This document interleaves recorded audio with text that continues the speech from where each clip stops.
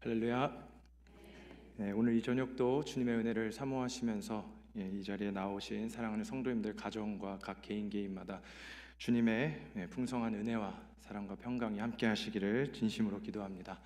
오늘 이 저녁 주신 로마서 4장 말씀을 가지고 천국의 리워드 카드라는 제목을 가지고 오늘 말씀 함께 나누도록 하겠습니다. 저런 문구를 혹시 보신 적이 있으십니까? 사면 살수록 커지는 혜택, 쓰면 쓸수록 쌓이는 혜택. 한국에 있는 한 카드 회사의 광고 문구입니다. 아마 여기 계신 분들 같은 경우에도 이 리워드 카드, 다른 말로 이 적립 카드를 하나 이상씩은 적어도 가지고 계실 것이라고 생각이 되는데요. 타겟, 베스트 바이, 자이언트, 바른앤노블, 업종을 가리지 않고 각 스토어나 각 가게마다 이와 같은 적립 카드가 꼭 있습니다. 또 다른 말로 또 멤버십 카드라고 부르는데요. 우리가 보통 이와 같은 스토어에 방문을 하게 되었을 때 물건을 사고 나오다 보면은 꼭 점원이 마지막에 저희들에게 묻는 질문이 한 가지 있습니다. 혹시 적립 카드가 있으십니까? 그러면은 이렇게 없다고 그러는 경우에는 100이면 100, 대부분 그럼 하나 만들어 드릴까요? 이와 같은 질문을 하면서 그 멤버십 유치에 굉장히 힘을 쓰고 있다는 것입니다. 매장마다 어느 정도의 차이는 있겠습니다만 이 적립 카드의 기본 취지는 무엇이겠습니까? 바로 우리가 쓰면 쓸수록 그 앞에 보시는 이 광고 카피와 마찬가지로 우리가 무엇인가 물건을 사면 살수록 그 혜택이 점점 쌓이게 되고 포인트가 쌓이게 되고 또 쓰면 쓸수록 그 오랜 시간 우리가 많은 소비를 했을 경우에 그에 합당한 그 리워드가 돌아오게 된다는 것입니다. 그것이 때로는 어떤 포인트로 환급이 되기도 하고요. 때로는 어떤 선물이나 어떤 각종 혜택들로 우리에게 다시 돌아온다라는 것입니다. 그렇기 때문에 우리는 이와 같이 때로는 이 혜택 때문에라도 이 사면 살수록 커지는 이 혜택 때문에 우리는 이와 같은 멤버십을 유지하면서 살아가고 있는 것이죠. 우리들의 인생에서 또 결코 놓쳐서는 안 될 중요한 멤버십이 있다면 그것은 바로 천국의 시민권이라는 것입니다. 빌립보서 3장 20절 말씀에서 우리의 시민권은 하늘에 있다라고 말씀하고 있습니다. 하지만 이 하늘의 백성이 되는 것, 하늘의 멤버십이 되는 것, 주님의 그 나라의 백성이 되는 조건은 이 세상에서 말하는 이와 같은 그 리워드 카드의 방식과 다르게 우리의 어떤 소비한 양이나 행동의 결과에 비례해서 주어지는 보상과는 확연하게 다르다는 것입니다. 따라서 오늘 저녁 저는 주님께서 주신 이 로마서의 말씀을 가지고 하나님 나라의 구성원이 되기 위한 조건은 무엇인가에 대해서 함께 좀 나누어 보기를 원합니다. 이 로마서의 배경에 대해서 우선 좀 간단하게 말씀을 드리자면요. 이 로마서는 성경 가운데서도 굉장히 중요한 성경 가운데 하나입니다. 이 바울이 기록한 수많은 그 서신서들 가운데서도 양으로 보나 어떠한 신학적인 깊이로 보나 매우 풍성한 책이 바로 이 로마서라는 것이죠. 그렇기 때문에 로마서를 가리켜서 흔히 가장 교리적인 책이다라고 묘사를 할 정도로 이 로마서의 깊이는 상당합니다.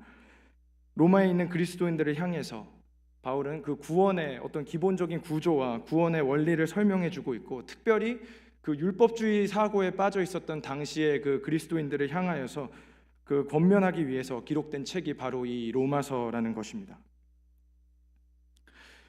이러한 배경 속에서 이 로마서는, 이 서신서는 기록이 되었고, 특별히 오늘 저희가 살펴보게 될 이 로마서 4장의 부분은 바로 이 기독교 교리 가운데서도 가장 핵심이라고 할 수 있는 이 이신칭이 이제 justification by faith, 그 믿음으로 의롭다 칭함을 받는다라는 이 기독교의 가장 기본 원리 가운데 하나를 가르쳐 주고 있는 부분입니다.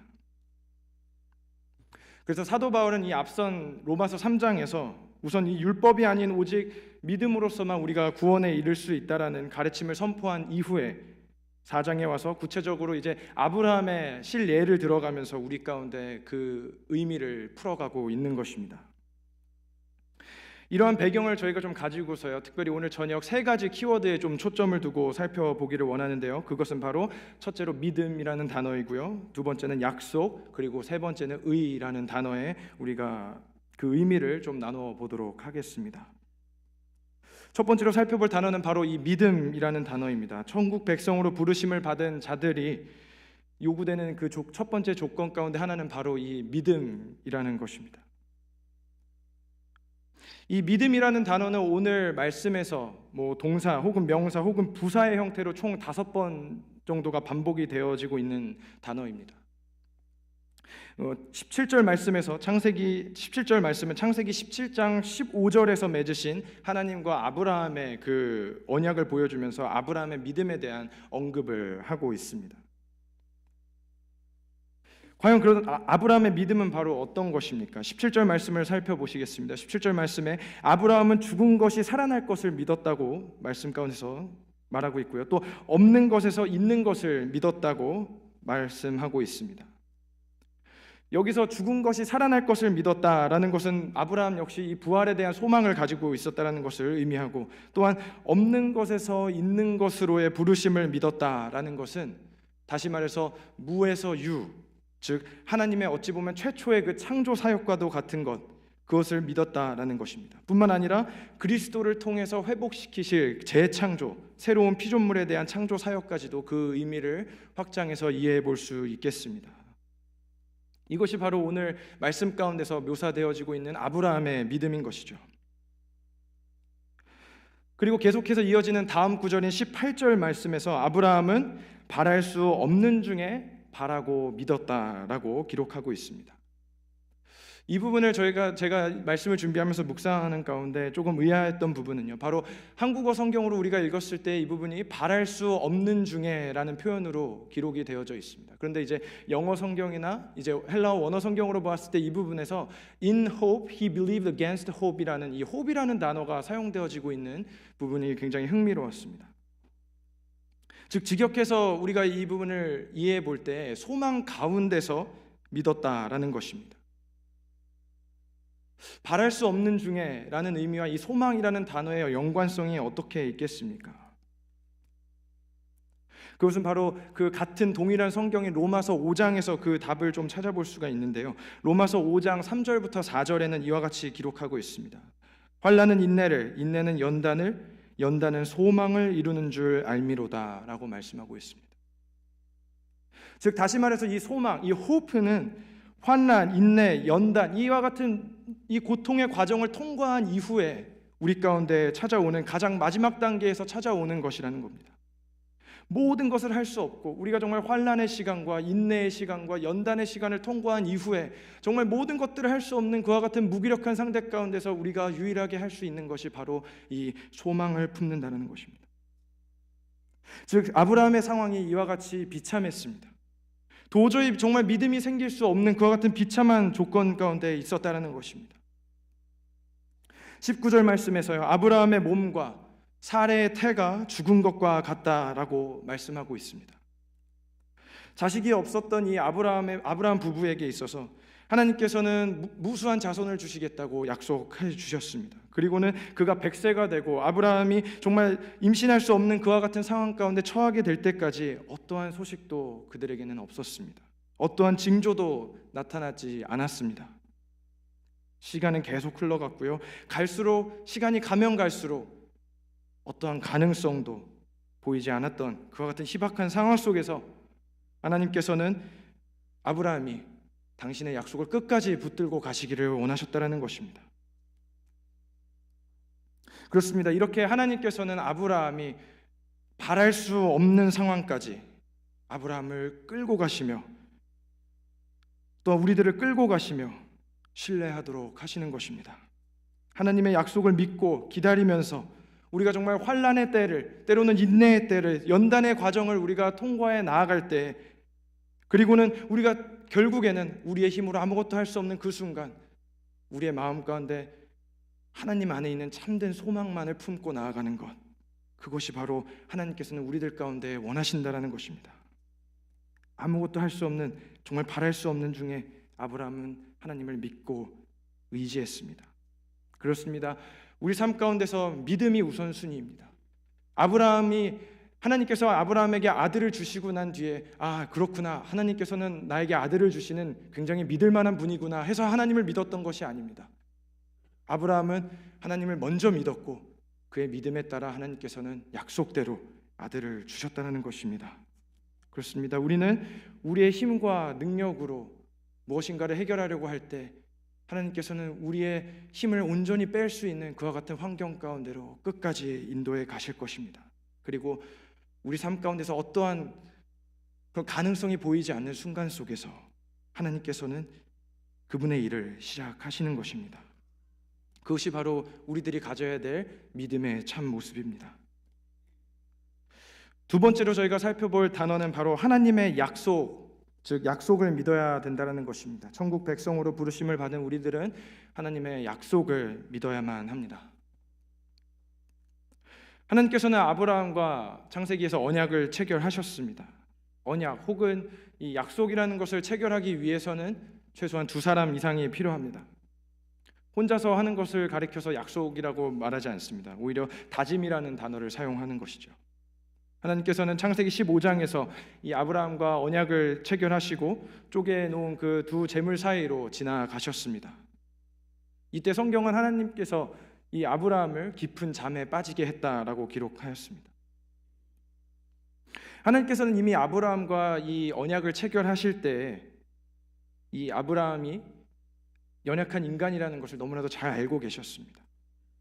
아브라함의 육신의 연약함으로 인해서 자칫하면은 나의 사랑하는 아들 아브라함을 통하여 하나님과 아브라함이 맺은 언약이 파기될 수도 있음을 하나님께서는 이미 그 가능성을 내다보셨던 것입니다. 그렇기 때문에 아브라함을 깊은 잠 가운데 빠지게 하셨고 하나님께서 어찌 보면 일방적으로 그 약속을 맺으셨던 것이죠. 하지만 이와 같은 어찌 보면 이 일방적일 수도 때로는 무모하게 보일지도 모르는 이 강제적인 조약이라고도 비춰질 수 있는 이것은 어찌 보면은 그런 무모한 하나님을 나타낸다라기보다는 아브라함을 사랑하셔서 그에게 피할 길을 주신 하나님의 은혜와 사랑을 나타내고 있는 부분일 수 있습니다. 그것은 왜일까요? 인간은 끊임없이 변화하는 존재들입니다. 환경과 상황에 따라서 인간의 믿음은 끊임없이 흔들리고 변화할 수밖에 없습니다. 하지만 하나님의 약속은 신실하여 변하지 않으시는 것이기 때문입니다. 즉 아브라함의 믿음은 우리가 말씀을 통해서도 잘 알 수 있듯이 상황에 닥쳤을 때 그 어려운 그 긴 시간을 인내와 수고로 견디는 가운데 넘어지고 좌절할 수도 있지만 하나님의 약속은 상황과 환경의 구애를 받지 않는 온전하고 완전하신 것입니다. 그래서 20절 말씀에서 오늘 본문 20절 말씀에서 하나님은 하나님의 약속 앞에 불신앙으로 의심하지 않았고 오히려 그의 믿음으로 견고해져서 하나님께 영광을 돌렸다라고 말씀합니다. 그리고 21절에서 하나님께서는 그것을 능히 이루실 것을 확신했다라고 기록하고 있습니다. 아브라함이 정말 인간적으로 할 수 있었던 것은 아무것도 없습니다. 그의 상황은 굉장히 불분명했고요. 희망이 없고 죽은 몸과 같았습니다. 하지만 오직 여호와 하나님의 약속만큼은 분명하고 정확하고 살아있는 것입니다. 아브라함의 믿음이 위대한 것은 자신 안에 정말 그 약속을 반드시 이루어 주실 그 하나님을 믿었다라는 것이고 또 17절 말씀에서 보다시피 하나님은 죽은 자를 살리시고 없는 것을 있는 것으로 부르시는 이라는 것을 아브라함은 굳건히 믿었다라는 것입니다. 이것이 바로 하나님께서 주시는 약속이고 우리가 그와 같은 약속을 믿고 나아갈 때 하나님의 나라의 백성으로서의 그 요구 조건을 만족시킬 수 있다라는 것입니다. 마지막 세 번째로 우리가 하나님의 약속을 온전히 믿고 나아가게 될 때 우리는 의롭다함을 여기게 됩니다. 23절 말씀에서요, 바울은 이 서신서를 기록한 목적에 대해서 우리에게 분명하게 보여주고 있습니다. 이 서신서의 목적은 단순히 어떤 아브라함 한 사람에 대한 일대기를 보여주고 그 사람이 참 의인이었다라는 것만을 알려주는 어떤 정보 전달의 역할만을 하는 것은 아니었습니다.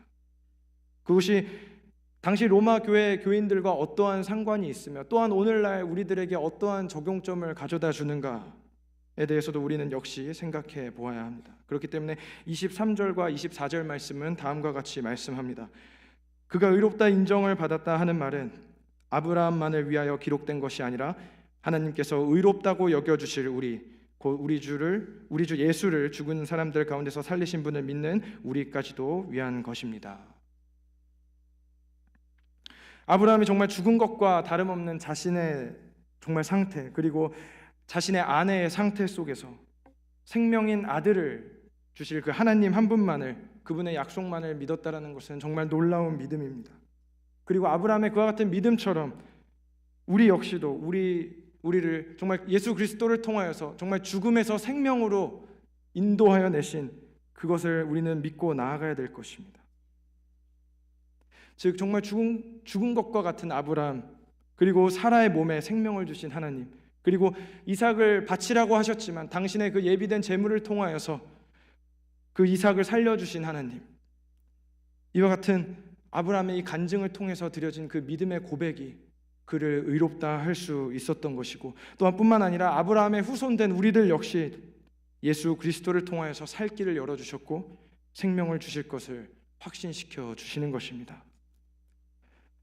오늘 본문 25절에 나타난 말씀처럼 예수님께서는 우리의 범죄함 때문에 내어줌이 되셨고 또 우리를 의롭게 하시기 위해서 살아나셨습니다 라는 말씀을 기록하고 있습니다. 오직 예수 그리스도의 그 피의 공로만이 드러나야 되는 것입니다. 그리스도의 피의 공로는 정말 죽은 것과 같은 우리의 그 인생의 상태, 우리의 삶의 상태 가운데 새로운 생명이라는 정말 희망과 소망을 안겨주셨습니다. 정말 구할 수 없는 그와 같은 상태 속에서 우리가 품어야 될 유일한 소망은 바로 예수 그리스도의 공로일 것입니다. 죽을 우리의 운명을 생명 가운데로 인도하시고 예수님께서는 그 형벌을 대신 감당하셨습니다. 그리고 죄를 향한 하나님의 그 진노의 심판대 앞에서 예수님의 의로움은 입증되었습니다. 그리고 그분의 그 의로움은 부활 사건을 통하여서 드러나게 된 것입니다. 따라서 우리의 어떠한 도덕적인 선행과 노력으로 그 의로움을 얻을 수는 없습니다. 로마서 3장에 나타난 말씀처럼 의인은 없나니 하나도 없으며 율법 앞에 모든 사람이 죄를 범한 것입니다. 오직 모든 율법을 완성해 주신 그리스도 예수의 공로에 힘입을 때만 우리는 비로소 참된 의로움을 얻게 되는 것입니다. 그렇기 때문에 우리에게 주신 그분의 그 사역과 그분의 그 피의 공로가 정말 자격 없는 우리들에게는 은혜인 것입니다. 말씀을 정리하도록 하겠습니다. 만일 하나님께서 이 아브라함의 행위를 보시고서 아브라함을 의롭다 하셨다면, 아브라함의 그 행위만을 보시고서 하나님의 약속을 이루어 주셨다고 한다면 그것은 대가 혹은 보상이지 결코 은혜라 말할 수 없을 것입니다. 마치 저희가 처음 살펴봤던 그 카드 회사의 광고 카피처럼 쓰면 쓸수록 쌓이는 그 포인트가 아니라, 돌아오는 어떤 보상과 리워드가 아니라, 우리의 어떠한 노력과 공로가 없어도 오직 예수 그리스도의 공로를 통하여 우리에게 주어지는 은혜이며 선물이라는 것입니다. 결국 천국 시민권을 얻기 위해서 우리의 힘으로 싸울 수 있는 그 어떠한 것도, 그 어떠한 리워드도 존재하지 않습니다. 우리의 도덕적, 율법적 선한 행위가 우리를 결코 의롭게 할 수 없는 것입니다. 만일 이러한 방법대로라면 그 어떤 누구도 주님 나라의 백성이 될 수 없을 것입니다.